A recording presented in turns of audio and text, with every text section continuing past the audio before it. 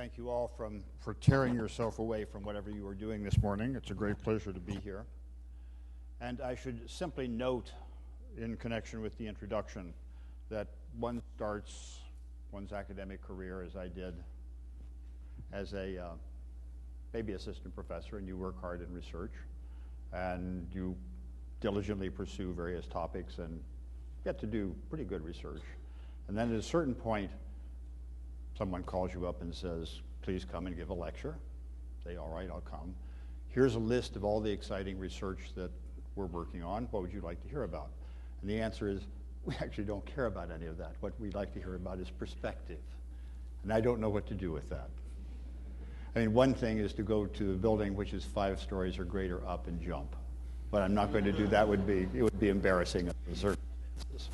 So instead, what I'm going to do is give you perspective. And the lectureship is a chemistry lectureship. The title contains the word chemistry, but it is the case that what I want to talk about is something that's a little bit broader than that, which is the question of how one thinks about the role of the research university in science in the United States. And good stories should start with something that frames things. And I want to just show you very quickly 4 slides representing 4 problems that I think, for those of you who are students, are worthwhile thinking about. And the first one, if I can get this to work, is this. This is an Alan Schriesheim picture, right? And what you should all do, those of you who are students, is to go to the Department of Energy website, and you will find this somewhere on there. It's a list of inputs and outputs for energy in the US. And over here on this side are inputs, and over here are outputs.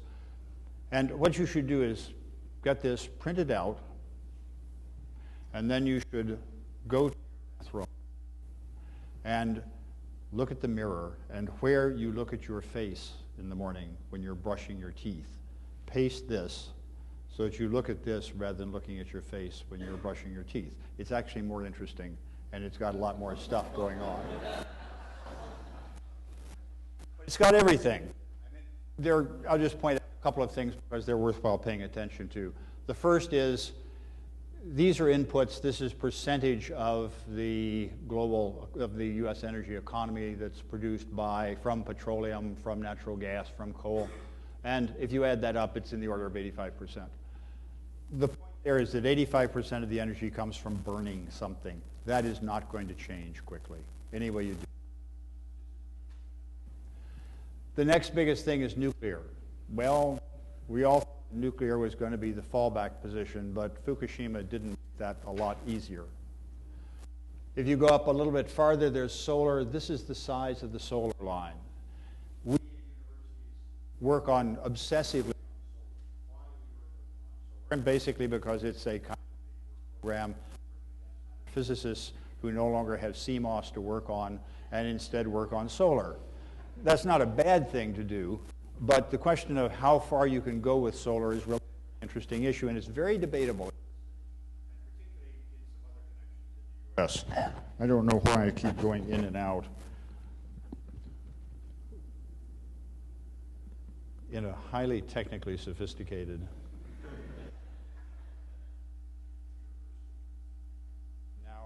Now it's completely off. All right. I have faith in IIT. And if not, if things fail, it is the responsibility of the president.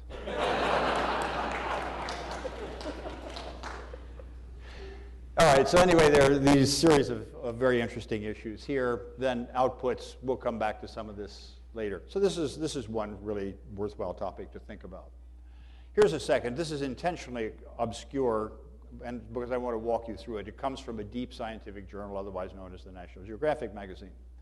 And it has some very interesting truths. Maybe it could stand some focusing, but it doesn't make any difference. What you see is a series of lines, which you can't read. What you see is a series of lines you can't read. What's important over here is that this column is dollars per person spent in healthcare as a function of country. And so down here, somewhere down here is Portugal, and somewhere up here is the United States. That's $7,500 per person. This turns out to be about 1,000. Over here is a surrogate for outcome, is life expectancy. And the numbers here, if you could read them, would be about 80 here. Japan is a little bit over 80, 82. The US is somewhere in there if you go down to 78. Now, there are two interesting conclusions from this, and they really are. One is pretty ordinary, one is fairly radical. The interesting conclusion, which we all know, is that there's no connection between the amount of money that you spend and the outcome. This is relevant to the present constructive discussions going on in Washington. We know basically there's only one question that we have to deal with in the budget, and that is the cost of Medicare and Medicaid. Everything else pales by comparison, and that's the issue, that number right up there.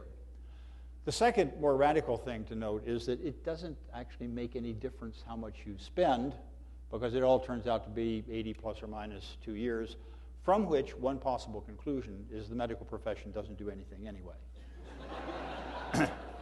And there is a famous statement from Lewis Thomas, who is the head of Memorial Sloan Kettering and everything else, one of the great physicians of his era, not very long ago, who said 80% of what goes wrong with you goes away if left untreated, and the other 20% the medical profession can't do anything about anyway.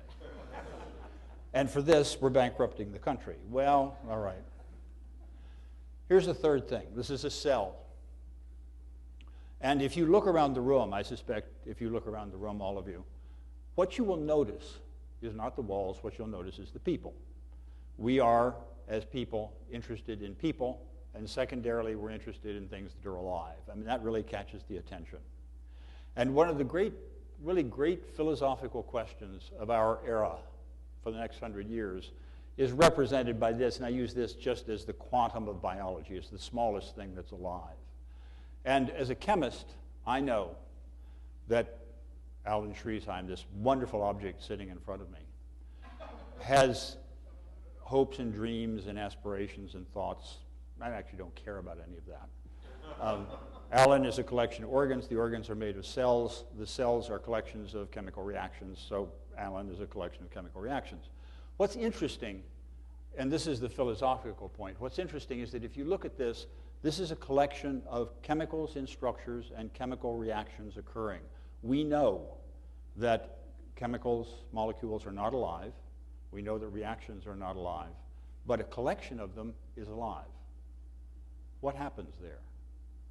And the answer is we have no idea how you go from a collection of reactions to life. No idea, no clue, not a hint. And it's a big question. It's really an interesting one. And then this. This is Mumbai. I actually don't know what that is. I don't fundamentally care. What's interesting about this is that Mumbai, the current population of Mumbai is 50 million people, plus or minus a bit. We know, if you look at epidemiology, that the world's population is moving into cities, and we'll be seeing cities that are between 50 and 100 million people. This is an organizational problem for which we have absolutely no clue how to manage.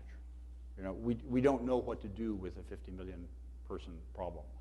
I maintain that it basically is a kind of chemical engineering issue, because at the very core, it's mass going in, energy going in, water going in, waste going out. You have to control the flow of information. You have to control the flow of viruses. I mean, there are all kinds of things that you can think at in a structural fashion. But managing these cities is not just a question of urban detail. This is a very fundamental question in science. How do you deal with systems that are this complex? Now, my point in going through these four is to start with the point that when you think about, I don't care whether it's chemistry or physics or biology, what you're thinking about is not the technical question of how you take a paper from the literature and move it to another paper in the literature. This is one of life's most fruitless exercises. What you're thinking about, I would argue, is solving these kinds of problems. So how do we need to organize things in such a fashion that we do that? So Let me also show you another couple of interesting features. And again, the numbers here are for chemistry, but they relate to a lot of science in the United States. In the last 20 years, the number of jobs in the US in chemistry has gone down by 300,000. You'd find the same numbers in physics. You know, here are a list of problems that we've gone through which are enormously important, and yet we are disassembling the system that's prepared to solve them. And why is that? This is a problem to think about. Now, I want to tell you about a very interesting experience I had in Avignon in 2007. I was at a conference on ethics in science, and this was supposedly involved in nanotechnology. And we had a brief flurry of interest in nanotechnology and the ethics of nanotechnology and decided there were no problems of any interest in that subject. So we moved on to the kinds of things that I was showing you before. And the conclusion that came as a great, I think, surprise to the collected ethicists, of which I was not one, but of this group of people, was the following: that in the period, the last 50 years, the period between the end of World War II and let's make it 2000, the big ethical problems of the world in science basically belong to biology and physics. I mean, particularly information and nuclear weapons dominated change. You could make an argument in that period that the engineering of life, the disassembly of life, was a really major issue. And then the period between 1900 and 1950 was maybe chemistry. I mean, fuels and the substitution of mechanical work for animal work, that kind of thing. But that if you went through the kind of list that I went through at the beginning, every one of those is basically either a problem in chemistry, and I make chemistry, chemical engineering, but condensed matter physics, this whole business is all sort of the same. If it's not high energy physics, it's not communication theory, it's other things. A big component of all of those things is physical science. And so the world has shifted, and yet the profession, chemistry, material science, condensed matter physics, we all think small. You know, we think about little problems, and it's not actually appropriate. Society needs and expects more of us than that. So, who's responsible for solving these problems, and who are we obligated to in doing the solution? Now, if you think about this issue of obligations, you can pick the problem apart in a way that I think is pretty uncomfortable at the end to universities. You can say in industry that you know who you're responsible to, and they're basically the people who own the company. That's the way capitalism is set up. People lend you money, you run a company, and basically in a capitalist world, your job is to give them back more money than they gave you. Okay, got it. That's clear. Research universities. The problem is you can immediately say there's this sort of complicated mixture of things, profession, ourselves, to students, who is it? But there's a point which I would raise with those of you who are students, and that is when you think about what you're doing, you get a salary. This salary is not something that appears out of nowhere, it comes from the government.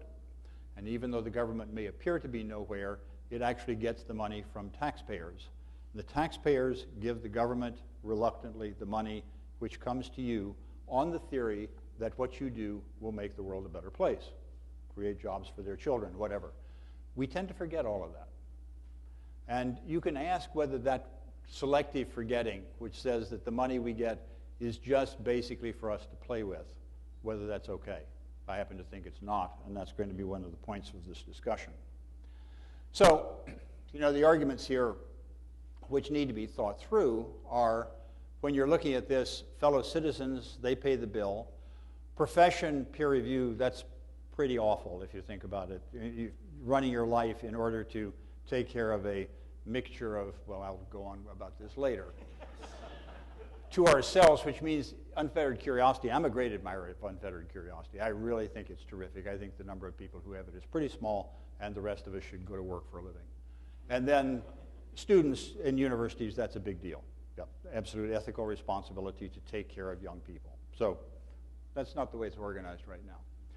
And one of the biggest problems is this issue down at the bottom, and again, it's something to think about, is should science be organized in universities along the grounds of curiosity-driven? That is, we do research because we're curious about something and we want to scratch an itch about that, or because we're solving a problem. And the argument that I want to make to you is that actually by solving problems you do better science because you are forced to deal with issues that are more interesting and more complicated than what you can imagine if you just try to do the next paper. All right, so let me give you just, as sort of summing up this section, a list of some interesting big problems, and I don't think you'd probably disagree with any of them. Climate variability and global stewardship, water and energy. These are all issues of, what difference does it make to the society? Sustainability, healthcare, lowering the cost of healthcare, raising its effectiveness, distributing its benefits. Globalization, dealing with developing countries, jobs, and then some things that I'm going to come to that are maybe not strike you as very chemical, like robotics or information. But these are problems that they don't fit in the normal curriculum for chemistry, but these are what chemistry is about if you say chemistry is about the real world. And then in terms of the sort of basic curiosity-driven theories, what is life? How do we actually think about these big topics, complexity, energy, water, the environment? And then what does society actually need as a problem in complexity? Not as a problem in engineering or economics, although that comes into it, but rather the bigger issue of what is the science that underlies running these complex systems. So, you mentioned my deep love of mathematics. There it is, summed in about the maximum detail that I can handle as a chemical engineer. And so, what this says is that well-being, whatever it is in more broadly the relation of energy to people. But you can also, if you want to be sort of parochial about it, you can say it's the ratio of sulfuric acid to people, because sulfuric acid is a really good measure of generalized industrial activity. Now, if you look at this is an equation that has three terms. There are, therefore, three ways of optimizing it. One way is that you can generate more energy in acceptable form, and the problem is how do you do that with the climate as a constraint? Second is to use less energy, and the third is to have fewer people. Now, there are simple ways of doing that, but there are also radical social ways of having it, otherwise known as wars and famines. So this is not small-time stuff, and it's perfectly obvious that we have to deal with the problem, but people sort of don't like the consequences of things like this. So let me give you some opinions. And I should say that these are, I have no trouble in imposing my opinions on anyone who wants to listen with no constraints and even disguising them as truth.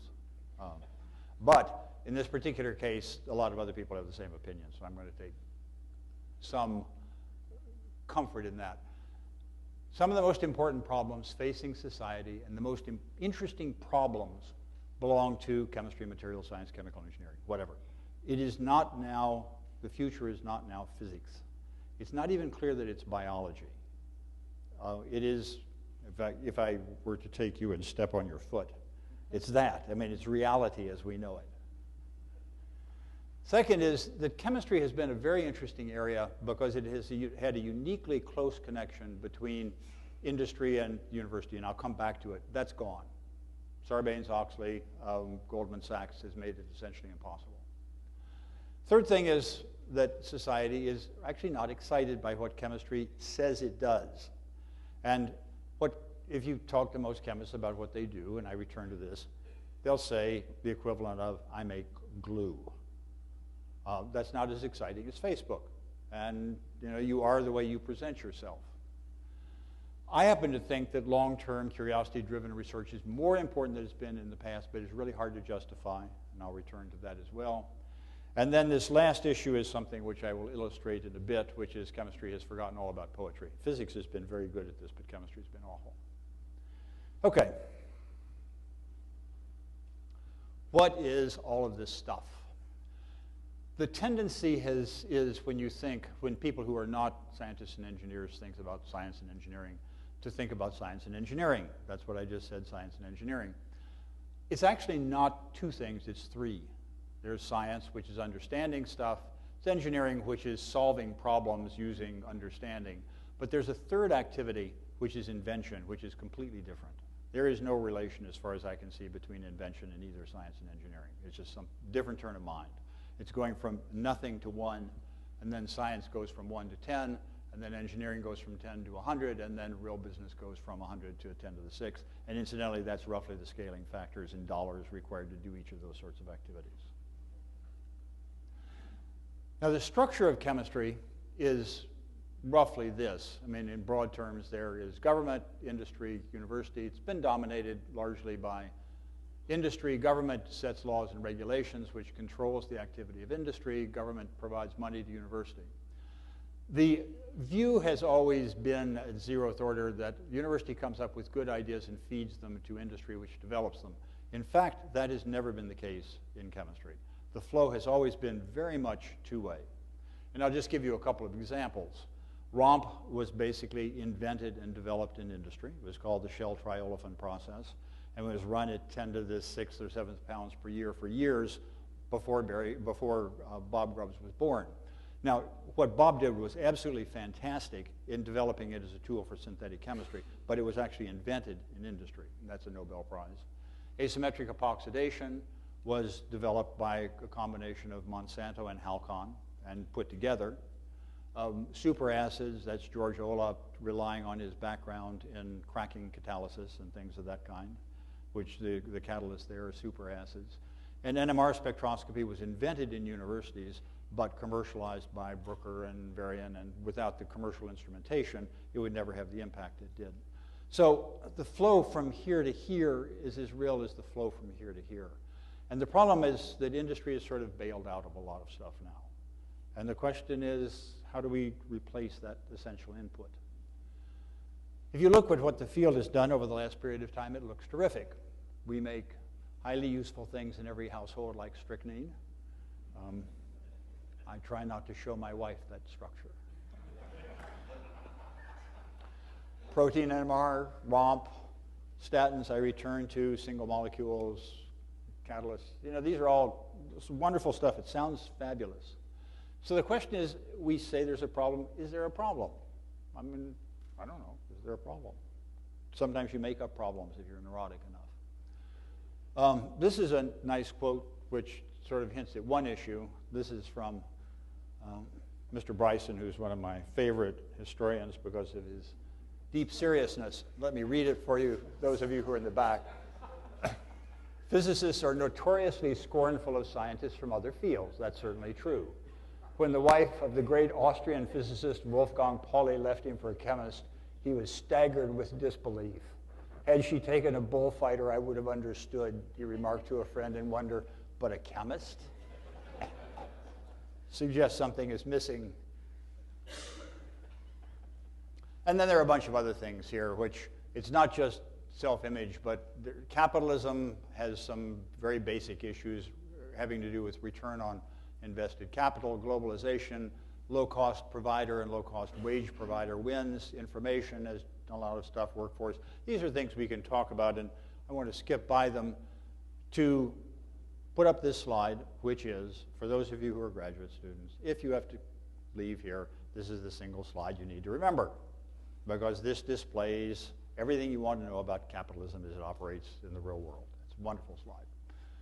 And in the basic issue here is this is a generic plot of time and risk discounted cash flow, which is, since industry basically provides the muscle and the money for what makes the world run, this is the way industry thinks about things as a first approximation.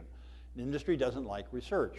And why? The answer is you spend money on research, and at some point you make something which we call a product, and money comes in. So you're spending money here, and you're getting money back with the blue curve.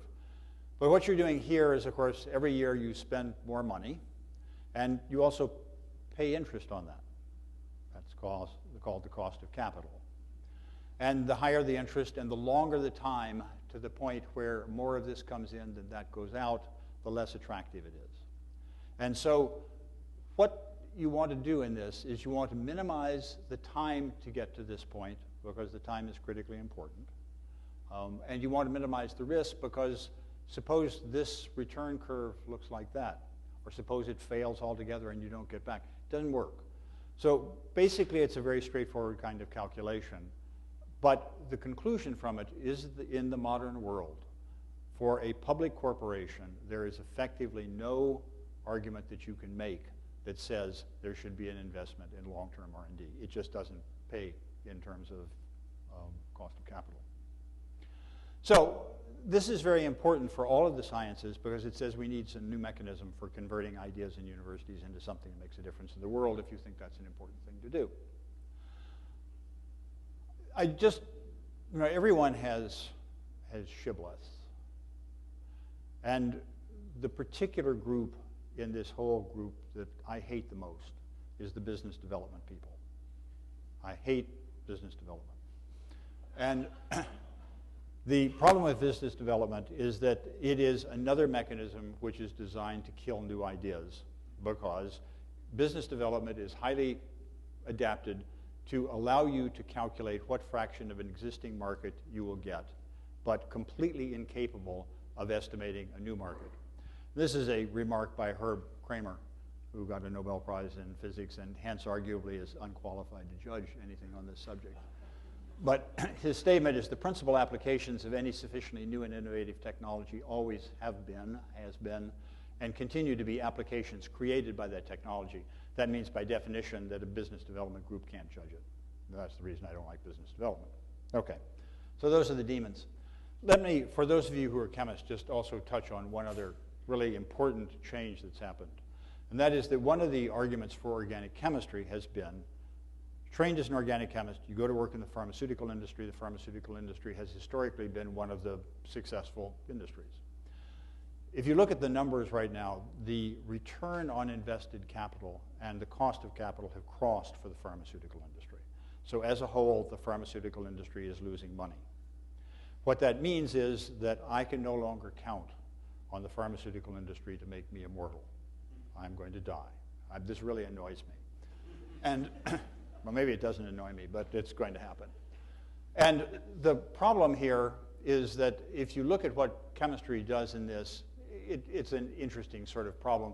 We do hits and leads, but the problems are all elsewhere. They're in ADME, absorption, distribution, metabolism, excretion, toxicology, pharmacokinetics, a bunch of things in the clinicals, and then the major issues of dealing with reimbursement, the FDA, unitary buying programs, all the rest of that sort of stuff. As students, you have to think carefully about what you're investing in to make sure that there's something out there waiting for you. And I warn you, the world is changing. Don't assume the past is a good measure of the future. Now, this is all about research universities. Let's talk a little bit about what a research university is and where it came from. The origin of research in universities is an old German invention. I say Liebig, but that was the idea that you actually did research and there was an interesting activity. What may be unfamiliar to you is that the idea of a research university, something supported by government to do research, was actually an invention that appeared after World War II. It didn't exist before that. And the idea of the research university, as put together by Vannevar Bush and discussed in The Endless Frontier, which those of you who are students should dig off the web and read, was very utilitarian. According to Vannevar Bush, the purpose of research universities was to do three things: to provide jobs, to contribute to national security, and to provide health. Punct. And it was really an argument, post-World War II, to provide what was perceived to be a major contribution to national security, which was the American idea that World War II was won by Yankee grit and Yankee technology. You can argue that World War II was actually won in a series of tank battles in Russia that were massive efforts in attrition before the United States ever got involved. But that's neither here nor there. This was a good argument. And this was the basis of the next war, otherwise known as the Cold War, which was fought out on the basis of technological potential. But what happened in between this very interesting utilitarian objective here and now is that something strange went on. And that is the idea that a research university existed to serve the needs of society was taken over by another notion, which is give us money and we'll do what we want with it, and this will be good in the long term. And the argument for that is basically quantum mechanics. And absolutely, quantum mechanics was perhaps one of the most important discoveries in all of science. Everything is based on quantum mechanics in the world we live in, and it was done purely for curiosity. These little funny black lines in the solar spectrum and the ultraviolet catastrophe and stuff like that. It was also really cheap. It was a bunch of, European physicists sitting around over coffee arguing with one another. And, you can make a substantial argument that one of the most important contributors to quantum mechanics was Schrödinger's mistress, because a lot of Schrödinger's, the Schrödinger equation and things like that came in a mysterious year in which Schrödinger went off to Switzerland with a woman of unknown name and invented quantum mechanics.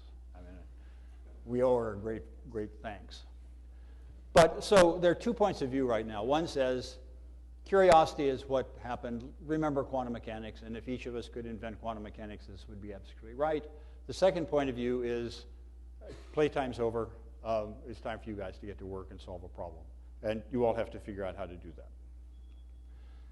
All right, so how would you sum up the research universities right now? I think you would say we are very conservative and all the incentives reward conservatism. Peer review. What can I say good about peer review? Absolutely nothing. Peer review was originally designed to keep the process of allocation of federal funds out of the hands of government bureaucrats and in the hands of scientists. Good idea. The original peer review system consisted of people like Britton Chance and Josh Lederberg having a stack of proposals like that, and they'd look at the front page and they'd say, I thought of that 20 years ago. And then the next thing, well, that's sort of a neat idea, I've never heard of that, so why don't we give it some money? And so it was peer only in the sense that it was scientists, but these were the very best people around. What's happened now is that you have these panels which are taken to be absolutely representative of everyone in the community, and you end up with peer in the sense of jury of your peers. And the question is, do you want your research judged by average scientists? What happens with average anything is that you judge, and what gets through is just a little bit below the mean. And there's an inescapable process which pushes down on that. So I'm not very fond of this. Lots of pressures to be politically correct. Capitalism is complicated. And then, as we all know, as government gets farther and farther into your pocket, bureaucracy gets more and more expensive. So complicated. And now the issue of poetry. I've discovered something, which is that if I go to a cocktail party and I'm sitting talking to people, and they say, what do you do? And I say, I'm a chemist. I make statins. Statins block HMG-CoA reductase and act as anti-inflammatories. They're a major source of sales for the pharmaceutical industry. I look up, and there's a kind of dead zone around me. Everybody has gotten up and moved away. But there's another way of saying it, which is, I change the way you die. It actually tends to catch people's attention. And that's what we do. I mean, we deal with life and death. We deal with keeping your children warm. We deal with all that stuff. Why is it that we say, I'm a chemist, I make glue? I mean, it's just nuts. All right. Now, here's another interesting issue. You ask a field what it does, and the answer is really important. So biology and medicine cures disease, understands the nature of life, the brain, cures disease, cures cancer. Everybody wants to cure cancer. I don't know what biology is doing right now, but I live in a coven of oncologists, and I know it's not curing cancer. Nonetheless, it's a good answer, okay? So terrific. Physics has been brilliant at this. Basically, all these things, stars, quarks, energy, matter, nuclear weapons, nanotechnology, whatever, really sounds good. So I give physics A+ for this. Chemistry, I don't think you can define what it does even. So maybe there's an answer, maybe the answer to this conundrum is that chemistry is done as a field and we don't need it anymore. I mean, we should consider that possibility. But if you look at this and you say, do we understand molecules? Yes, sort of. Reactions? Not at all. Can we engineer function? No. Model the environment? No. Manage CO2? No. Design drugs? No. And make materials that I design? No. Under-rationalize the origin of life? No. There isn't a single really big question that I come up with in chemistry that I can answer right now. So there's something out of whack.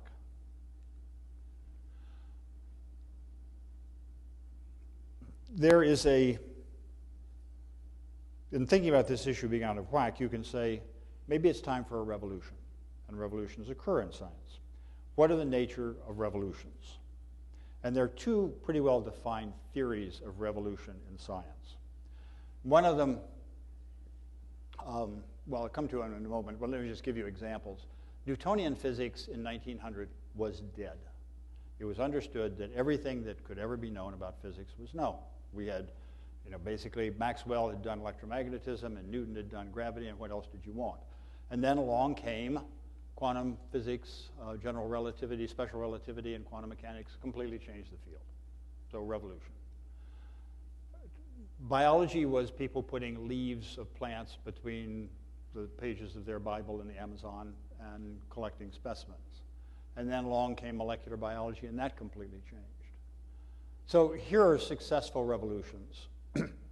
Here are two that are open to question. High energy physics is arguably working itself into a region where it's no longer science, in the sense that the process of falsification can no longer go on.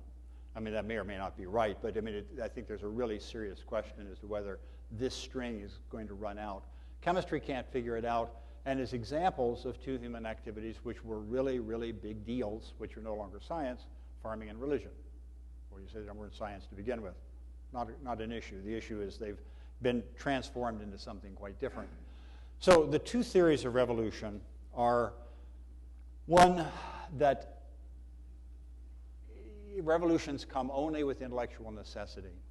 The second is that revolutions come when new tools enable new science. Now, both of them, I think, are probably correct, but the one that's a little bit more interesting to think about is this intellectual necessity. And the argument there, and this is Kuhn and Popper and Feyerabend and people of that sort, the argument is that scientists are just like everybody else, which is fundamentally lazy. And what we basically do pretty well is make sausage. So there's a, asymmetric hydrogenation. You turn the crank and paper after paper on asymmetric hydrogenation comes out. And the world's not a worse place, but it's not a better one either. But every once in a while, something happens where you realize that your fundamental theories can no longer explain the observations. And that was what happened in quantum mechanics. There was no theory that gave you little black lines in the solar spectrum. You simply could not rationalize the ultraviolet catastrophe with what was known at that point. And at that point, very reluctantly, we as a community go to work and solve the problem. So the question is that where we stand right now? And Kuhn makes, I think, a very, very compelling case for two classes of what I'll call problems. One is what he calls a puzzle. And a puzzle, if I can phrase it this way, is what most scientists work on. He says 99.8% of what's going on is this. And it is a problem where you know there is an answer, you know the basic character of the answer, you know how to get to the answer, it is an application of what's known, so you know you can get there, but nobody cares about the answer. And that's what we mostly do for a living. Then there's another class of problems, which is a cure for cancer, a design for lasting peace, where you don't know there's an answer, you don't know how to get there, you don't know what the mechanism is, and people really care. And the world of physical science is now facing a series of those issues, the management of megacities, providing energy, managing water supplies, where we don't know what the answers are. Now, it's not black lines in the solar spectrum, but then there are things like, how do you go from reactions that are not alive to life, which is? How do you do that? And we don't, there are endless opportunities, but we have to figure out how to do them. Let me give you some histories. Here's physics, and this is super schematic, but 1900 dead. Special relativity in 1905, 1924-25 in a burst, quantum mechanics. And then many people who are in physics will argue that after that it's all been applications. There hasn't been anything fundamental since then. Biology, leaves and grasses, 1953 DNA, and then a very large collection of things that were extremely interesting going on. We don't know whether it's that way or that way. Ultimately, it'll go down, but we've got a long, long, long way to go. But we can't predict future history very well. Chemistry is quite different, actually. Because what chemistry has done is a series of somewhat smaller steps. And the invention of heterogeneous catalysis and commodity chemicals and fuels was a really, really big deal. It changed society. Polymers was a new form of matter. One of the most important discoveries in chemistry, oddly enough, was the FDA regulatory process, which took a very complicated thing and made it at least semi-rational and did something to protect people. You don't think of it as a scientific invention, but it probably was. And then all of these instruments, and the question is, what's next? And if you look at the field, what you see is this flood of really neat inventions. Pick your choice, enzymes and organic synthesis, and new separations and DNA synthesis and nanotechnology, and whatever it might be. What you see is a series of these neat things coming along, and you get the impression of this. But there is a very interesting comment from Jared Diamond, who's a sort of political historian, which again I'll read to you. Perhaps the commonest circumstance under which societies fail to perceive a problem, and society in this case is physical science or chemistry, is when it takes the form of a slow trend concealed by wide up and down fluctuations. So all this neat stuff says that there are good things going on all the time, but the question is the trend this or is the trend that? And this picture is this old thing, which I don't know whether it's true or not, but the claim is you get a pot of hot water and you drop a frog in, the frog jumps out. But if you take a pot of cold water and you put a frog in and you warm it up slowly, it doesn't. So the question is, which one are we in? But politicians use the term creeping normalcy. And one wants to think about where we are. So the question is there a revolution in our future? And my argument is the pieces are there. Here are areas where our theory does not meet anything in the experimental evidence. We don't know how to think about the origin of life or what molecular recognition is. I'll come to that in a moment. And in engineering, there are all these extremely interesting problems to deal with. So there are things where we know there are problems, both intellectual and practical, where we cannot, at present, using existing knowledge, make progress. And that's the basis, in principle, for revolution. So I am a believer in what I would call the umbrella theory of management, by which I mean the following: that one needs a broad statement of problem, origin of life. That's terrific, but you actually have to be able to relate that to something specific that someone can go into the laboratory and work on. So what is that thing going to be? If you get bored, you can leave.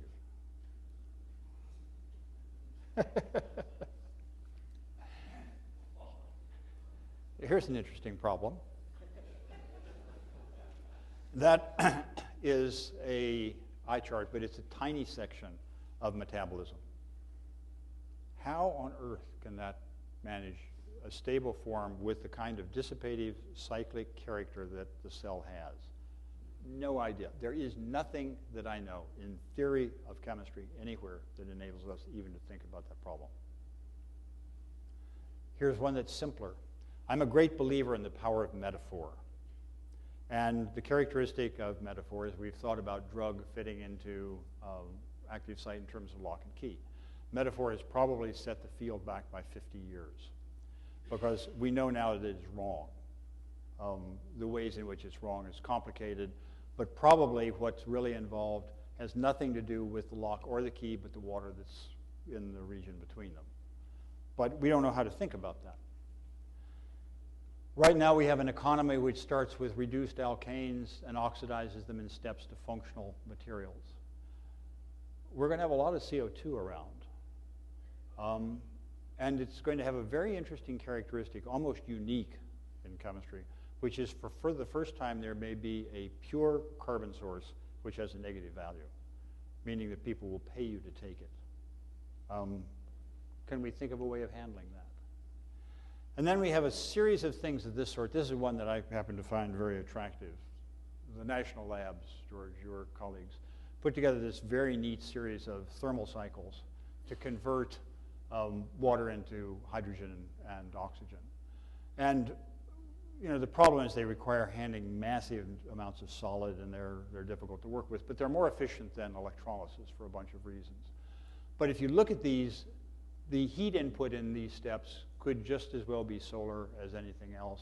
And by the way, every one of these things that comes out here is a wonderful reagent for doing commodity chemicals with.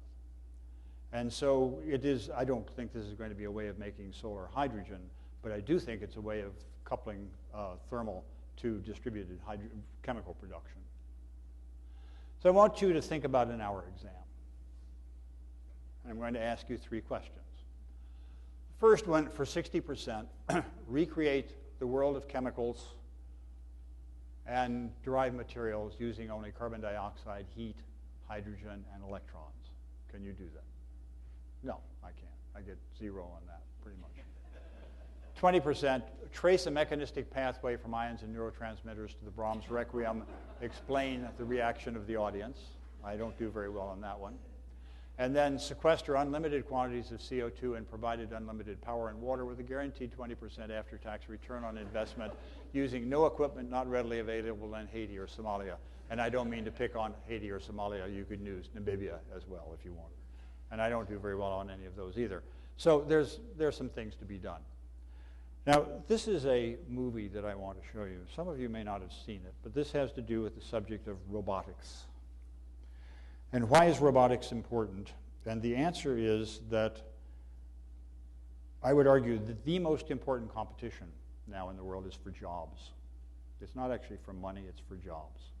And one of the interesting things about jobs is that we basically everybody in this room, basically lives to work. We're Americans, Americans live to work.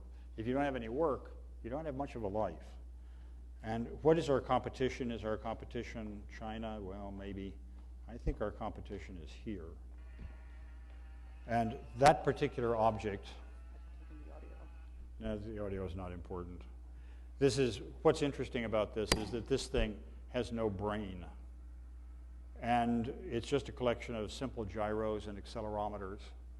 And there it is, it's doing a better job with no brain walking through the heavy snow than I do. And churning along here, and there's a picture that I want you to see in a moment. This is going upstairs, that's not so interesting. This, incidentally, is being paid for by the military to provide a pack animal for places like Afghanistan. But here, it slips.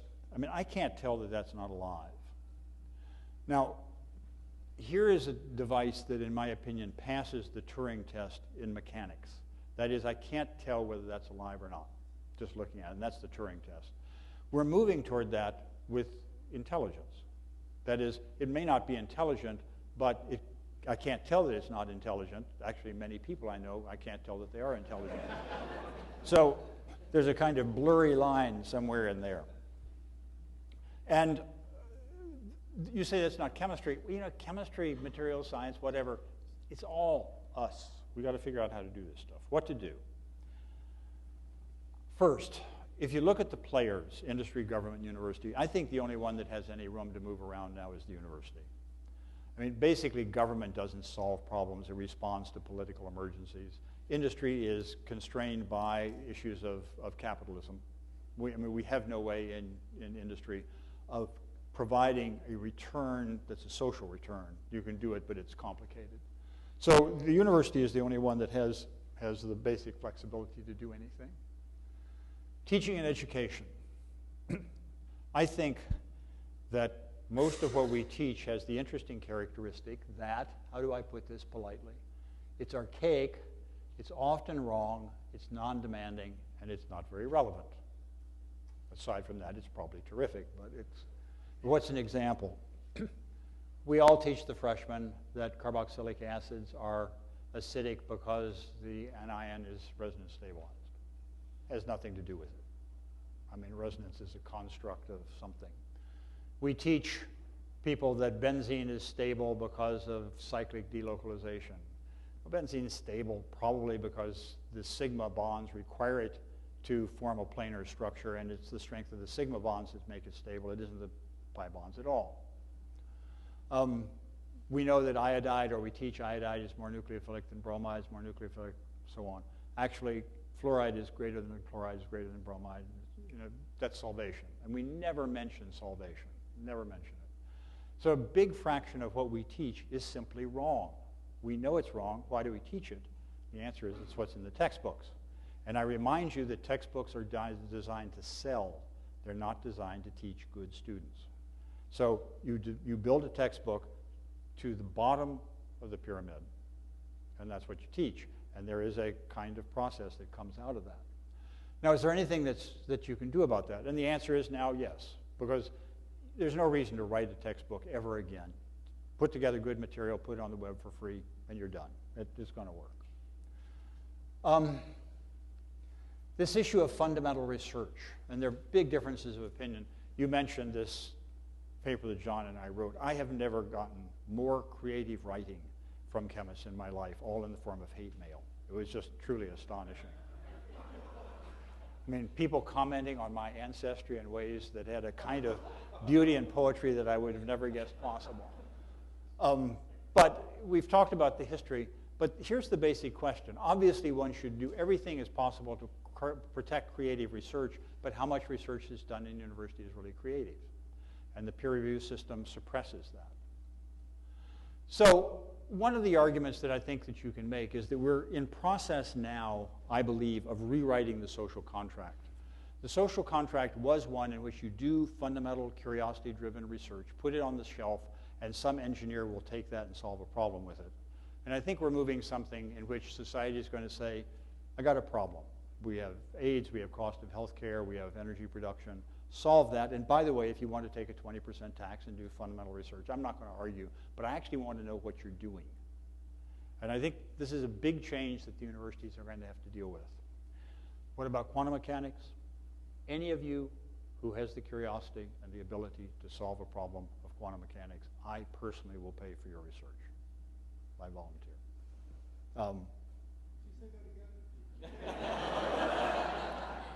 Anyone who comes up, anyone in the room who has the ability to solve a problem as important as quantum mechanics, I'm all for it. I think the system will pay for it as well. But, I mean, I think we should take up collections for people who can do that. It's happened once or twice in the last 100 years or so. So I'm not anticipating being taken up. There, you know, one of the issues with curiosity-driven research is this issue here, that is chemistry as an art form. And the argument is basic science is so beautiful that it should be unconstrained. And I want you to apply something called the ballet test, because ballet is so beautiful that it should be unconstrained. And how much money does society put into ballet? And the amount of money society puts into ballet as an art form is approximately the acetone budget for a small chemistry department. So you can shift the argument to that if you want to. But I would suggest not doing it. So a strategy for change.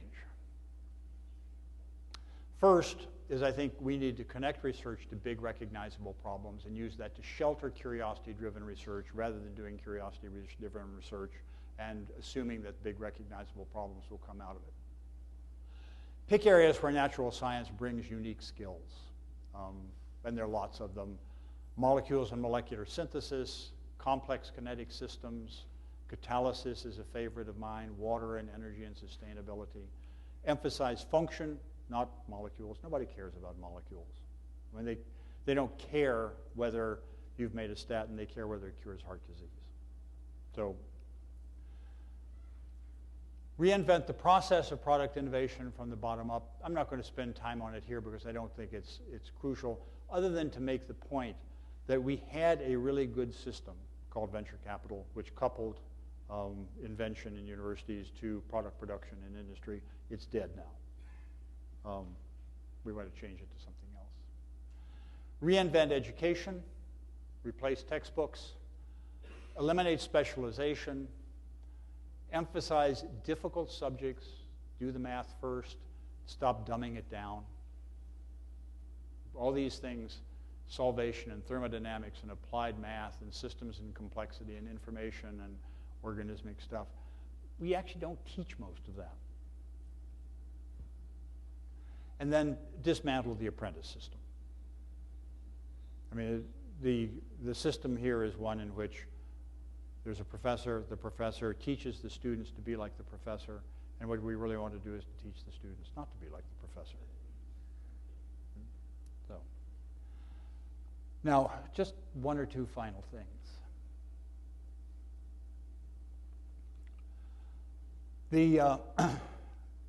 Said this, the most important problems facing chemistry, facing society are chemistry, that's fine. Most interesting as well. Chemistry is essential and the field is essential, but we've got to deal with the fact that we're risk averse. We've got to deal with the fact that financial return defines what industry can do, and we have to make the teaching focus on the future. Those are all obvious, but the solutions require an aggressive change in the definition of what chemistry is, redrawing this map, teaching differently, allowing old fields to retire. You know, things have their day. They shouldn't hang on until whatever happens. There's a sort of rule in organizations that you will never change anyone's opinion. You can only wait for them to die. And we're really in more of a hurry than that. Make collaborations work and put in the poetry. And last slide, and this is for the students. This is a McKinsey-style 2x2 matrix for a successful academic career. I mean 2x2 because in most of McKinsey, a 3x3 would be too complicated. And the issue is, we're going to ask, is the problem important or unimportant? And is the research successful or unsuccessful? And you know, the diagonal elements are pretty clear. If you work on an important problem and succeed, you get a lot of credit. You work on an unimportant problem and fail, and that's the way it is. So what happens in the off-diagonal terms?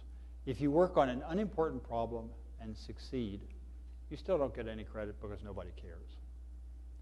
You work on an important problem and fail, and you get a lot of credit because at least you open a door. So the winning strategy is to work on important problems, not to work on problems that will succeed. And I think we send the opposite message right now to assistant professors. So it's all opinion, but that basic notion for those of you who are in beginning your careers, you couldn't pick a better time. All that you require is courage, picking important problems, and for those of you who are men, I would strongly recommend marrying a very rich wife because it makes things a lot easier. Thank you very much.